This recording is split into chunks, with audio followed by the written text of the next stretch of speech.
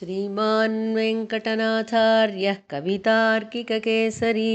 वेदान्ताचार्यवर्यो मे सन्निधत्तां सदा हृदि।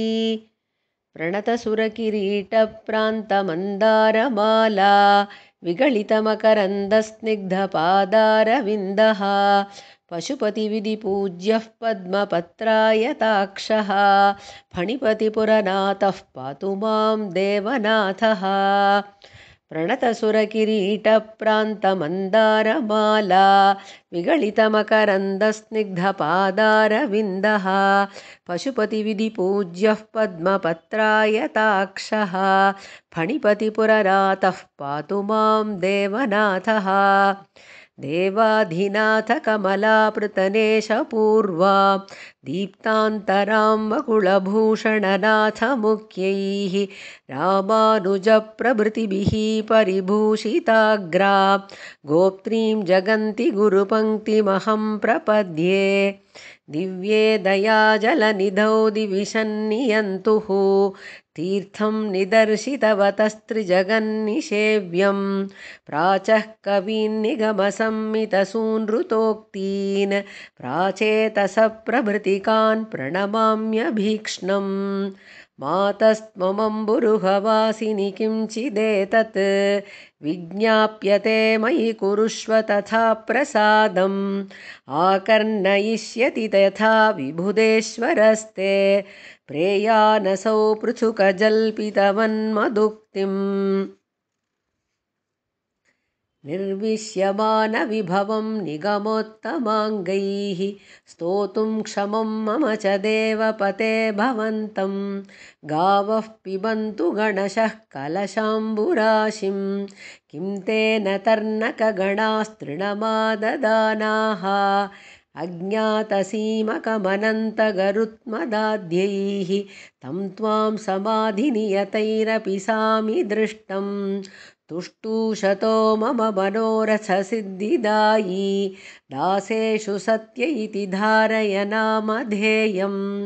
विश्राणयन् मम विशेषविदामनिन्द्याम् अन्तर्वतीं गिरमहीन्द्रपुराधिराज स्तव्यस्तव प्रिय इतीव तपोधनोक्तं स्तोतेति च त्वदभिधानमवन्ध्ययत्वं संरक्षणीय मम राधिपते त्वयैव दूरं प्रयातमपि दुस्त्यजगाढबन्धम् आकृष्टवानसि भवाननुकम्पमानः सूत्रानुबद्धशकुनिक्रमतः स्वयं मां व्यामोहिता विविधभोगमरीचिकाभिः विश्रान्तिमद्य लभते विबुधैकनाथ गम्भीरपूर्णमधुरं मम धीर्भवन्तं ग्रीष्मे तटाकमिव शीतमनुप्रविष्टा दिव्ये पदे जलनिधौ निगमोत्तमाङ्गे स्वान्ते सतां सवितृमण्डलमध्यभागे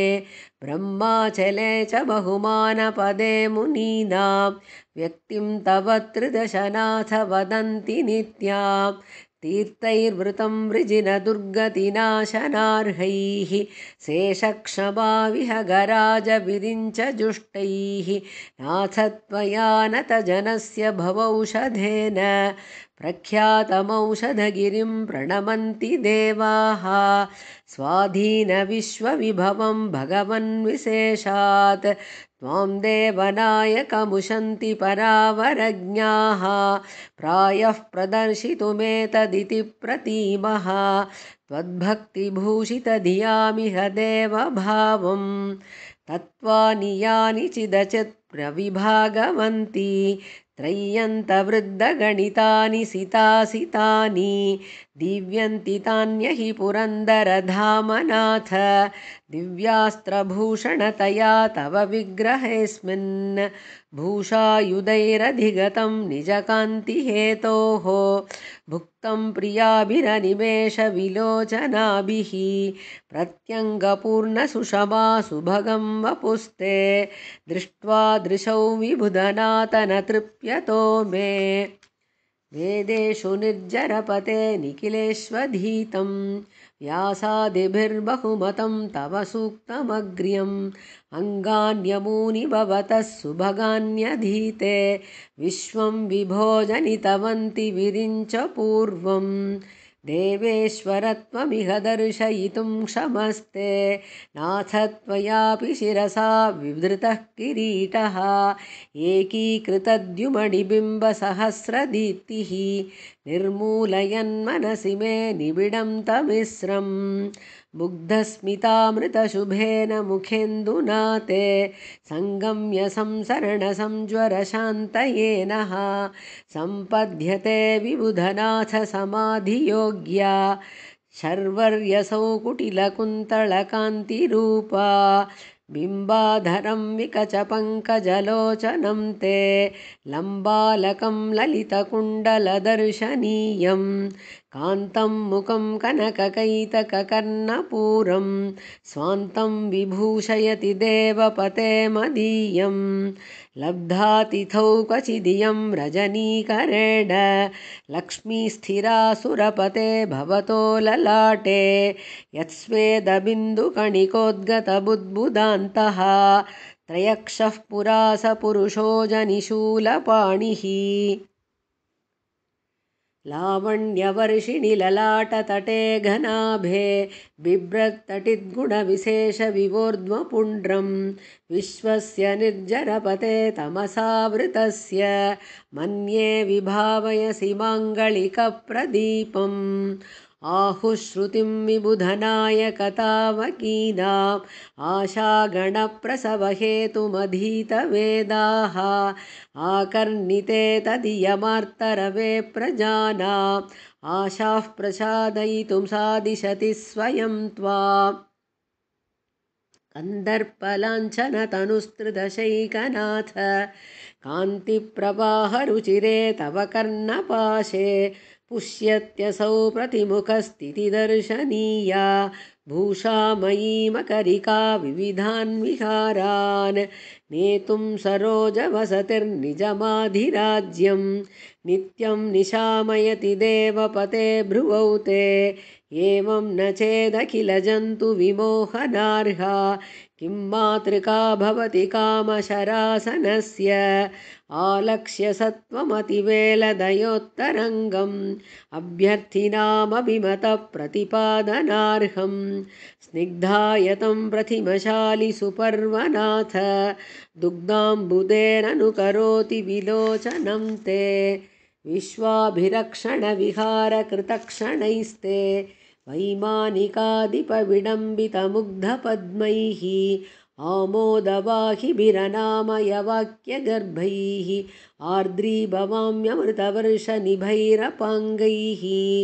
नित्योदितैर्निगमनिश्वसितैस्तवैषा नासानभश्चरपते नयनाब्धिसेतुः आम्रेडितप्रियतमा मुखपद्मगन्धैः आश्वासिनी भवति सम्प्रति मुह्यतो मे आरुण्यपल्लवितयौवनपारिजातम् आभीरयोषिदनुभूतममर्थ्यनाथ वंशेन शङ्खपतिना च निषेवितं ते बिम्बाधरं स्पृशति रागवती मतिर्मे पद्मालयावलयदत्तसुजातरेखे त्वत्कान्ति मे चकितशङ्कनिभे मतिर्मे विस्मेरभावरुचिरा वनमालिकेव कण्ठे गुणी भवति देवपते त्वदीये आजानुलम्बिभिरलङ्कृतहेतिजालैः ज्यागातराजिरुचिरैर्निजितपारिजातैः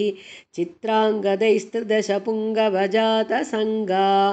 त्वद्बाहुभिर्मम दृढं परिरव्यते धीः नीलाचलोदितनिशाकरभास्कराभे शान्ताहिते सुरपते तव शङ्खचक्रे पाणेरमुष्य भजतामभयप्रदस्य प्रत्यायनं जगति भावयतः स्वभूम्ना अक्षोभणीयकरुणाम्बुधिविद्रुमाभं भक्तानुरञ्जनममर्त्यपते त्वदीयं नित्यापराधचकिते हृदये मदीये दत्ताभयं स्फुरति दक्षिणपाणिपद्मं दुर्दान्तदैत्यभिषिकक्षतपत्रभङ्गं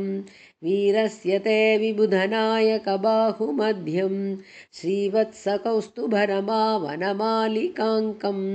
चिन्तानुभूय लभते चरितार्थसाम्नः वर्णक्रमेण विबुधेश विचित्रिताङ्गी स्मेरप्रसूनसुभगा वनमालिकेयं हृद्या सुगन्धिरजहत्कमलामणीन्द्रा नित्या तव स्फुरति मूर्तिरिव द्वितीया आर्द्रं तमोमथनमाश्रिततारकं ते शुद्धं मनस्सु मनसामृतं दुहानं तत्तादृशं विबुधनाथ समृद्धकामं सर्गेष्विदं भवति चन्द्रमसां प्रसूतिः विश्वं निगीर्य विबुधेश्वरजातकार्ष्यं मद्यं बलित्रयविभाव्य जगद्विभागम् आमोदिनाभिनलिनस्थविरिञ्च भृङ्गम् आकल्पयद्युदरबन्ध इवाशयो मे नाकौकसां प्रथमसामधिकुर्वते ते नाभीसरोजरजसां परिणामभेदाः आराधयद्भिरिहतैर्भवतः समीची वीरोचिता विबुधनायक इत्यभिख्या पीताम्बरेण परिवारवती सुजाता दास्ये निवेशयति देवपते दृशौ मे विन्यस्तसव्यकरसङ्गमजायमान रोमाञ्चरम्यकिरणारशनाद्वदीया स्त्रीरत्नकारणमुपात्ततृतीयवर्णं दैत्येन्द्रवीरशयनं दयितोपधानं देवेशयौवनगजेन्द्रकराभिरामम् ऊरीकरोति भवदूरुयुगं मनो मे लावण्यपूरललितोर्ध्वपरिभ्रमाभं लक्ष्मीविहारमणिदर्पणबद्धसख्यं गोपाङ्गणेषु कृतचङ्क्रमणं तवेतत् जानुद्वयं सुरपतेन जहाति चित्तम् दूत्येदुकूलहरणे व्रजसुन्दरीणां दैत्यानुधावनविधावपि लब्धसाह्यं कन्दर्पकाहळनिषङ्गकलाचिकाभं जङ्घायुगं जयति देवपते त्वदीयं पाषाणनिर्मिततपोधनधर्मदारं भस्मन्युपाहितनरेन्द्रकुमारभावं संवाहितं त्रिदशनाथरमामहीभ्यां सामान्यदैवतमुशन्ति पदं त्वदीयम् आवर्जिताभिरनुषज्य निजांशुजालैः देवेश दिव्यपदपद्मदलायिताभिः अन्याभिलाषपरिलोलमिदं मदीयम् अङ्गीकृतं हृदयमङ्गुलिभिः स्वयं ते पङ्कान्यसौ मम निहन्ति महस्तरङ्गैः गङ्गाधिकां विदधती गरुडस्रवन्तीं नाकौकसां मणिकिरीटगणैरुपास्या नाथ त्वदीयपदयोर्नखरत्नपङ्क्तिः वज्रध्वजाङ्कुशसुधाकलशातपत्र कल्पद्रुमाम्बुरुहतोरणशङ्खचक्रैः मत्स्यादिभिश्च विबुधेश्वरमण्डितं ते मान्यं पदं भवतु मौलिविभूषणं नः चित्रं त्वदीयपदपद्मपरागयोगात् योगं विनापि युगपद्विलयं प्रयान्ति विश्वञ्चि निर्जरपते शिरसि प्रजानां वेदस्वहस्तलिखितानि दुरक्षराणि ये जन्मकोटिभिरुपार्जितशुद्धधर्माः तेषां भवच्चरणभक्तिरतीव भोग्या त्वज्जीवितैस्त्रिदशनायकदुर्लभैस्तैः आत्मानमप्यकतय स्वयमात्मवन्तं निष्किञ्चनत्वधनिना विबुधेश येन न्यस्तस्वरक्षणभरस्तव पादपद्मे नानाविधप्रथितयोगविशेषधन्याः नार्हन्ति तस्य शतकोटितमांशकक्ष्यां आत्मापहाररसिकेन मयैव दत्तम् अन्यैरधार्यमधुना विबुधैकनाथ स्वीकृत्य धारयितुमर्हसि मां त्वदीयं चोरोपनीतनिजनूपुरवत्स्वपादे अज्ञानवारिधिमपाय धुरन्धरं माम् आज्ञाविभञ्जनमकिञ्चन सार्वभौमं विन्दन् भवान् विबुधनाथ समस्तवेदी किं नाम पात्रमपरं मनुते कृपायाः प्रह्लादगोकुलगजेन्द्रपरीक्षिताद्याः त्रातस्त्वया ननु विपत्तिषु तादृशीषु सर्वं तदेकमपरं मम रक्षणं ते सन्तोल्यतां त्रिदशनायक किं गरीयः वात्याशतैर्विषयरागतया विवृत्तैः व्याघूर्णमानमनसं विबुधाधिराज नित्योपतप्त इति मां निजकर्मघर्मैः निर्वेशयस्वपदपद्ममधुप्रवाहं जय विबुधपते त्वं दर्शिताभीष्टदानः सहसरसिजवासा मेदिनीभ्यां वशाभ्यां